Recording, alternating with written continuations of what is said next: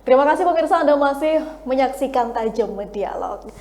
Bang Pur, berkaitan dengan tadi kita berbicara mengenai program, mengenai potensi pariwisata dan juga ekonomi kreatif, apa yang menjadi program terdekat Bang Pur? Ya, seperti saya sampaikan tadi, sebenarnya saya sudah bicara banyak dengan Kepala Dinas Pariwisata, kemudian juga ada beberapa usulan juga saya sampaikan ke Pak Bupati, yang pada intinya tadi, saya ingin ke depan ini, dan itu sudah saya obrolkan juga dengan beberapa kementerian yang saya undang kemari. Ada beberapa deputi yang datang sini, termasuk terakhir besok kemarin itu ada Mas Menteri Sandiaga juga saya sampaikan. Nah, kita berharap tadi itu, saya ingin mendesain bersama-sama. Tentu saya akan melibatkan tadi pemerintah, perguruan tinggi tadi itu, membuat desain yang lebih luas, menyangkut bagaimana kemudian kolaborasi antara pariwisata, ekonomi kreatif, dunia pendidikan itu menjadi sesuatu yang bergerak bersama. Ya, kemarin juga makanya kenapa saya belokkan, awalnya tidak ada jadwal Mas Menteri ke UNED, saya belokkan ke sana karena kan UNED juga punya potensi yang namanya ada fakultas program pariwisata juga kan, fakultas. Nah itu. Nah, jadi saya mau maksa itu dulu. Ini semua pihak duduk bareng dulu, nggak bisa enggak. Nah, kalau ini duduk bareng, nah, kita pengen membuat desain besarnya apa? Yang saya bilang tadi, judul besar ini harus ada gitu. Sehingga pemerintah daerah paham, pelaku pariwisata ekonomi kreatif paham, lembaga pendidikan paham, sehingga mereka nanti akan memerankan perannya masing-masing untuk tujuan yang sama kan gitu. Nah, kalau sekarang ini kan belum. Ya, tadi ada ego sektoral. Jangankan itulah, ada pariwisata sendiri, dinas UMKM sendiri kan gitu. Perdagangan sendiri kan gitu. Dinas perhubungan sendiri juga kan gitu. Nah, ini yang nggak boleh. Nah, jadi termasuk misalnya kelembagaan agama juga harus dilibatkan. Karena Jember bukan Bali. Jember bukan Papua, Jember bukan Jakarta.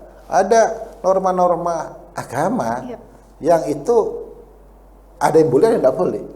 Jangan ditinggalkan juga.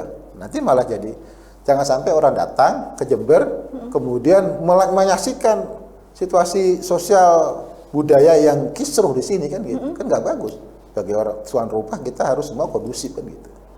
Nah, itu sebenarnya ke depan program saya yang akan saya lakukan bersama-sama dengan para stakeholder yang ada di ini. Termasuk yang kalau secara yang lain ya tentu saya ingin menambah lagi bagaimana kemudian fintech itu akan saya perbanyak lagi untuk memunculkan pelaku ekonomi kreatif yang baru, yang lebih fresh, yang lebih up to date terhadap situasi yang terus berkembang, termasuk juga memastikan suplai sumber daya manusianya melalui program PIP, KIP itu bisa kita pastikan insya Allah dalam satu periode saya bisa menyekolahkan untuk kuliah lebih dari 5.000 orang dan kemudian dari yang PIP itu bisa sampai 500.000 orang. Nah, saya berharap itu menjadi sumbangan saya untuk memajukan Kabupaten Jember menjadi daerah yang terbaik. Kalau idealnya harusnya nomor 1 di Jawa Timur kan gitu. Betul. Nah, kan peluangnya ada, perguruan tingginya banyak. Terus kemudian pondok pesantrennya banyak, lembaga pendidikan yang lain banyak, semua orang pintar semua yang ada di Jember. Nah, kalau semua nyatu, duduk bareng sambil ngopi kan gitu. Nah, saya yakin mimpi itu sangat mudah untuk diwujudkan. Betul, dan itu sudah terkonsep dengan nyata sebenarnya. Langkah-langkah konkret yang bisa dilakukan, dan itu bisa tercapai. Sangat begitu. Bisa. Dan tadi ada yang menarik bahwasanya Jember ini berbeda dengan daerah lain juga. Ada norma-norma yang harus kita pertahankan sebagai nilai kebudayaan yang luhur begitu. Dan ini yang menjadi sebetulnya masalah mungkin yang masih banyak didiskusikan begitu ya Bang Pur. Sebenarnya budaya Jember ini yang mana sih? Atau ciri khas seni Jember ini seperti apa yang menjadi fokus sebenarnya? Kalau misalkan untuk pandangan Bang Pur ini seperti apa? Iya, sebenarnya ya kalau pengetahuan saya selama mulai tahun 90 ya ada di Jember, memang tidak ada yang khas ya, menjadi ciri khas Jember itu tidak ada. Kemudian saya mendapat kalimat pendalungan itu bahwa ini adalah percampuran dari budaya dari manapun ngumpul satu menjadi namanya masyarakat Jember. Nah, tinggal menurut saya kan sebenarnya kalau kita bicara Jember itu kemudian harus dibuat seperti apa. Nah, kita bisa pakai ukuran apa dulu? Nah, paling aman sebenarnya kalau kemudian kita ini bicara kita ini adalah masyarakat yang majemuk di Jember, tentu nilai-nilai yang moderat itu yang harus kita kembangkan di sini. Karena nggak bisa kita ambil salah satu nilai-nilai yang ada, karena ini percampuran orang dari beberapa daerah yang datang sini. Apalagi kemudian kita menasbihkan bahwa Jember ini adalah kota pendidikan, kemudian kota santri juga, kota santri juga, kota santri kan gitu.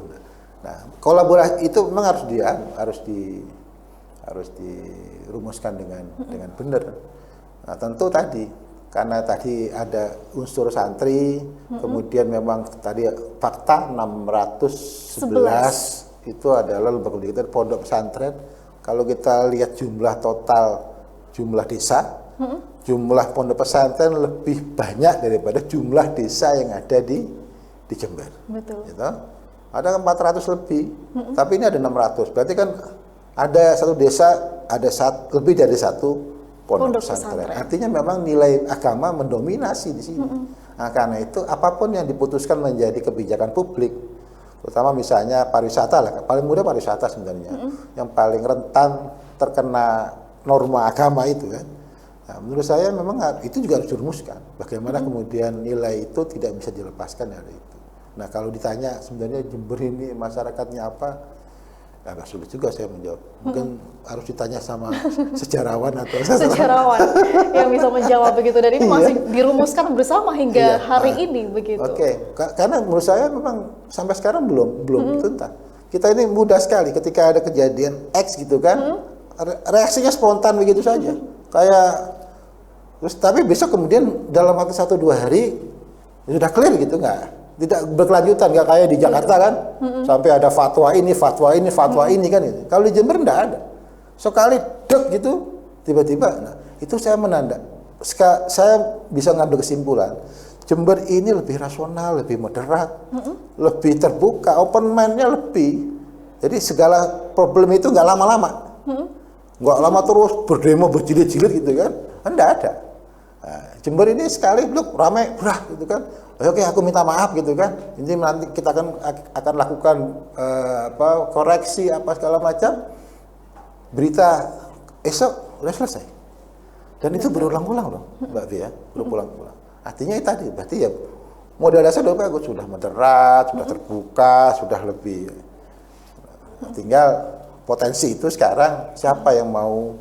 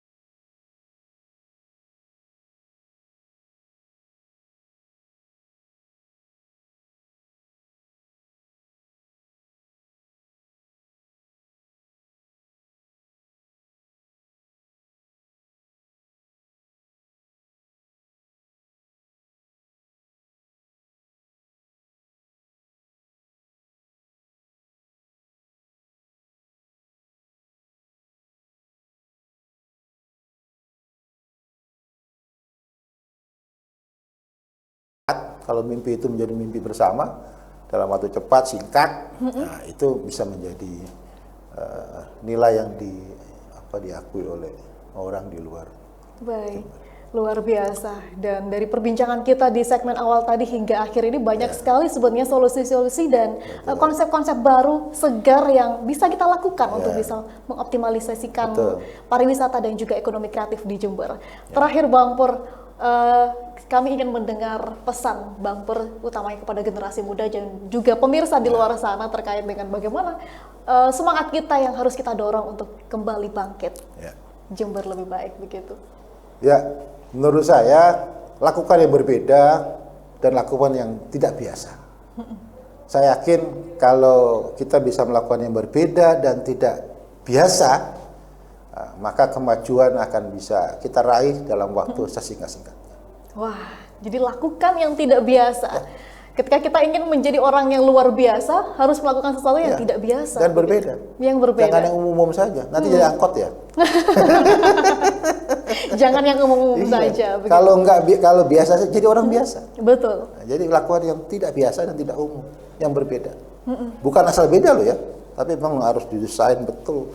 Cara konstruk berpikirnya harus clear, jangan sampai hanya asal beda, nggak boleh juga. Jadi ada pertanggungjawaban, reasonnya harus jelas juga. Baik, ini luar biasa Bang Pur. Terima kasih atas semua ilmu dan informasi yang Bang Pur berikan dalam Tajam Dialog episode kali ini. Mudah-mudahan perbincangan ini bisa memberikan manfaat bagi kita semua. Amin. Terima kasih Bang Pur sudah berkenan hadir di studi kita kali ini. Dan pemirsa, seperti yang Bang Pur katakan tadi, untuk menjadi orang yang luar biasa, kita tidak bisa melakukan hal yang biasa-biasa saja. Harus lebih melakukan hal yang lebih baik daripada itu. Demikian tayangan ini, Tajam Dialog pada episode kali ini. Terima kasih atas kebersamaannya. Saya Pia Mediana mohon undur diri. Sampai jumpa.